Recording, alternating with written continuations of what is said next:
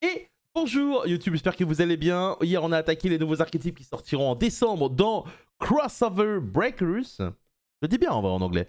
Et du coup, aujourd'hui on va attaquer le deuxième archétype fort. On parlera pas sur la chaîne du troisième archétype parce qu'il malheureusement il n'est pas méta pour le moment, en tout cas au Japon. Et il y a peu de chances que ça soit différent ici. Mais on va par contre s'intéresser au Malice, qui est le deuxième archétype, qui a un peu moins de succès au Japon en termes de popularité, mais encore une fois, l'univers est différent et l'environnement est différent ici. On n'a pas de maxé, on n'a pas de... Voilà, on va voir un peu comment ça se déroule ici, mais avant de savoir comment ça se déroule, qu'est-ce qu'il faut faire? Eh ben, il faut s'abonner et évidemment venir tous les jours à 11h sur Twitch, puisque on est en live, et surtout ce week-end, YCS, du coup, de Bologne, énorme tournoi avec plus de 2000 joueurs, donc je compte sur vous, on regardera ça ensemble tout le week-end, donc n'hésitez pas à passer, c'est très sympa, le lien comme d'habitude dans la description. Du coup, les malices. Les malices, mesdames et messieurs, qu'est-ce que c'est? Donc je vais mettre une petite decklist qui n'est pas évidemment la meilleure decklist comme ça pour simplement imager mes idées. Mais en gros, les malices, ce sont des monstres ténèbres cyberses qui font des effets lorsqu'ils sont bannis. C'est pour ça typiquement que dans la decklist, là, vous voyez de très vieilles cartes qu'on a adorées par le passé. On voit Invitation des Ténèbres et Sarcophage Doré. Et évidemment plein de cartes qu'on ne connaît pas. On voit même des cartes en extra deck un peu espiègles ou alors un peu bizarres, comme notamment ce monstre météorologique là, qui est très important dans le deck bizarrement. Mais avant de revoir cette decklist en particulier, on va présenter les cartes évidemment dans un ordre précis qui va me permettre de mieux expliquer un peu comment tout fonctionne. Donc les malices, c'est un peu comme les Rizéal en termes de nombre, c'est-à-dire qu'on va avoir 3 monstres principaux qu'on va jouer en main deck, qui derrière vont être accompagnés de magie et de pièges. Le premier, ça va être Malice Dormaus. Alors je sais pas trop comment vous dites ça. Je pense qu'il est important pour nos whips dans le chat de préciser qu'apparemment c'est inspiré d'Alice au Pays des Merveilles. Évidemment, moi j'ai juste vu Alice in Borderland, donc Alice au Pays des Merveilles, si tu veux. Moi dans ma tête c'est une chanson de Francky Vincent, donc Malice ça glisse, tout ça. Alors, du coup, Malice Dormaus, c'est un monstre de niveau 3 ténèbres qui nous dit que les monstres liens Malice qui pointeront cette carte ne pourront pas être détruits par les effets de carte. Et évidemment, chacun des effets suivants pourra être utilisé une fois par tour, ça c'est normal. Pendant notre main phase, on peut bannir un monstre Malice depuis notre deck pour que tous les monstres Malice qu'on contrôle gagnent 600 points d'attaque ce tour. Si cette carte est bannie, on paye 300 et on l'invoque spécialement. Mais par contre, on est lock dans l'extra deck jusqu'à la fin du tour en monstre lien. Donc l'idée c'est que vous l'avez compris.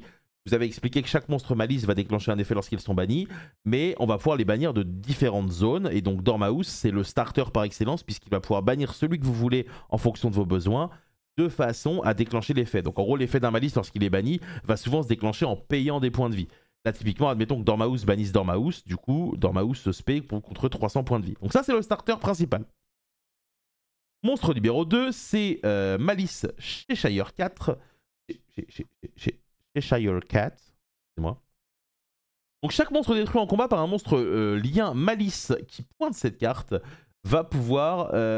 Enfin, chaque monstre détruit en combat du coup sera banni par le lien qui pointe cette carte. Ensuite, chacun des effets une fois par tour. Pendant la main phase, on va pouvoir bannir un monstre, une carte Malice, pardon, depuis notre main pour piocher 2. Donc ça, c'est quelque chose qui va nous permettre de stabiliser nos sorties. Lorsque cette carte est bannie, on paye 300, on l'invoque spécialement et on est lock en monstre lien. Donc du coup l'idée c'est que par exemple admettons vous commencez avec Dormaus, vous allez bannir celle-ci du deck, vous payez 300, elle se spé et du coup derrière si vous voulez piocher 2, bah, vous allez pouvoir bannir une carte Malice depuis votre main et tout simplement réguler votre main. Donc ça c'est le deuxième monstre et le dernier monstre c'est celui que je préfère personnellement, c'est White Rabbit qui du coup nous permet de ne pas prendre de dégâts de combat dès qu'il y a un monstre lien Malice qui pointe cette carte.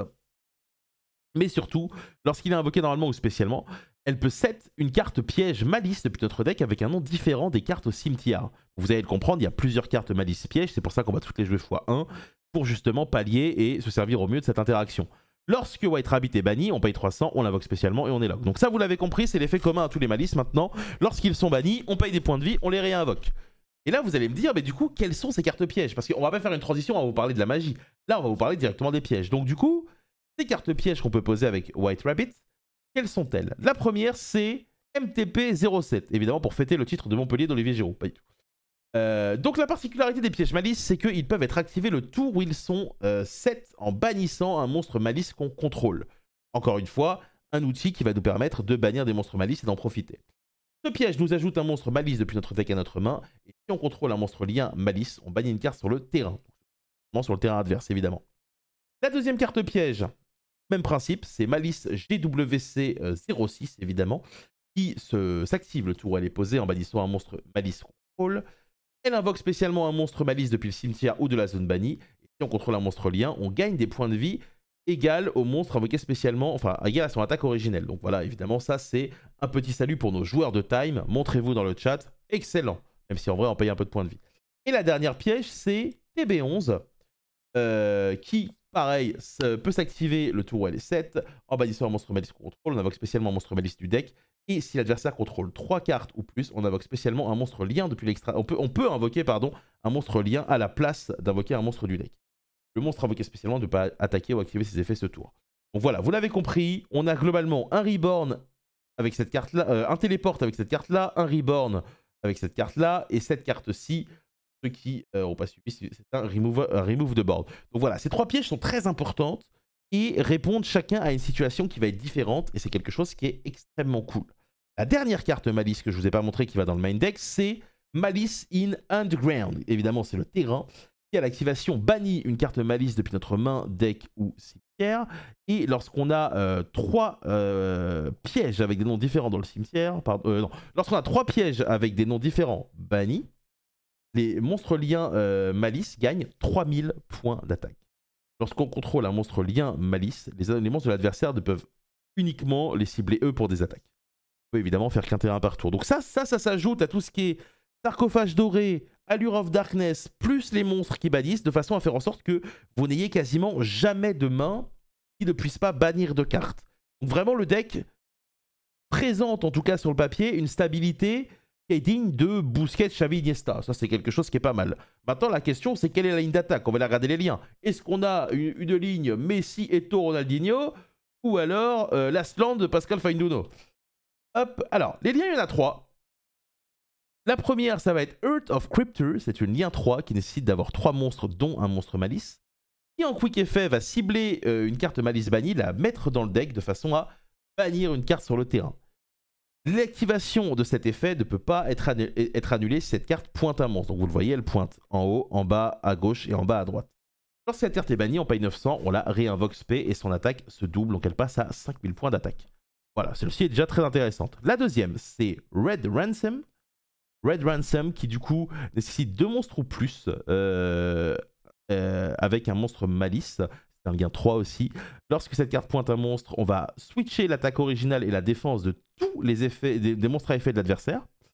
Ensuite, si cette carte est invoquée spécialement, on peut ajouter une carte malice magie depuis notre deck à notre main. Donc du coup là c'est que le terrain en l'occurrence normalement. Et si cette carte est bannie, on paye 900, on la réinvoque spé et on peut bannir un Cyberse depuis notre deck, donc potentiellement un malice. Ça c'est pas mal également. Et le dernier du coup c'est White Binders. Qui du coup est un lien 3 également qui nécessite 2 monstres ou plus. Lorsqu'il a invoqué SP, il va cibler jusqu'à 3 cartes dans n'importe quel cimetière et les bannir. Ça peut vous permettre de bannir vos malices pour jouer ou simplement de bannir les cartes adverses qui peuvent vous déranger. Pendant la main phase, on peut poser une carte piège malice depuis le deck ou le cimetière et lorsqu'elle est bannie, on paye 900, on la réinvoque et on peut piocher une carte. Donc voilà, tout va tourner autour de tout ça. C'est un deck qui, selon moi, inspire une grande stabilité et je pense un plaisir de jeu absolument cool. Donc là, je vous remets cette decklist que j'ai récupérée d'un tournoi. C'est un tournoi qui date d'avant la ban japonaise parce que l'idée, c'est que je voulais pas mettre de cartes de Supreme Darkness dedans. On peut voir qu'il y a des cartes très intéressantes qui s'ajoutent. Donc j'ai parlé d'Allure, j'ai parlé de Sarcophage, évidemment. Et derrière, évidemment, plein d'entrappes. Mais on voit Code of Soul aussi qui peut être potentiellement intéressant. Une carte qui, je crois, a été jouée en Salamander Greats. Et dans l'extra deck, du coup, vu qu'on peut bannir des cartes de l'extra deck ou alors en utiliser, on a pas mal de cartes qui ont peut-être rien à voir avec l'archétype, mais qui peut être quand même assez intéressantes. Évidemment, une majorité de liens, étant donné que la majorité de nos effets vont nous lock en lien. Mais voilà, si vous étiez fan à l'époque des Cyberse qui ont tendance à faire plein de liens, là vous allez également normalement kiffer. C'est le deuxième archétype du coup qui sort en décembre dans Crossover Breaker. Est-ce que ce sera le plus fort? Ça j'en sais rien. Est-ce que même ce sera fort avant une potentielle ban de Snake Eye? Je sais pas du tout. Mais la vérité c'est que les mécaniques sont très sympas et donnent envie de jouer. Après, évidemment, si vous voulez pimper votre deck et que vous voulez des invitations et ténèbres en ulti, ça va être compliqué. Mais d'un autre côté, dites-vous que les sarcophages c'est des price cards aussi. Donc si vous la voulez en price card, il va falloir mettre le prix, quoi. Voilà, c'était la petite présentation. Évidemment, pour tout ce qui est combo et autres, on fera ça quand les cartes sortiront. Parce que comme d'habitude, je ne peux pas trop utiliser le simulateur étant donné que sinon, il y a des gens qui ne seront pas contents que je fasse ça. Mais voilà, n'hésitez pas comme d'habitude à mettre un petit commentaire, un petit pouce bleu. Peut-être que ce deck vous plaît plus que celui qu'on a présenté hier. Mais c'est les deux stratégies, donc une stratégie lien et une stratégie X6 qui devraient être mises en avant en décembre. Et peut-être qu'un display sera votre cadeau de Noël, je ne sais pas.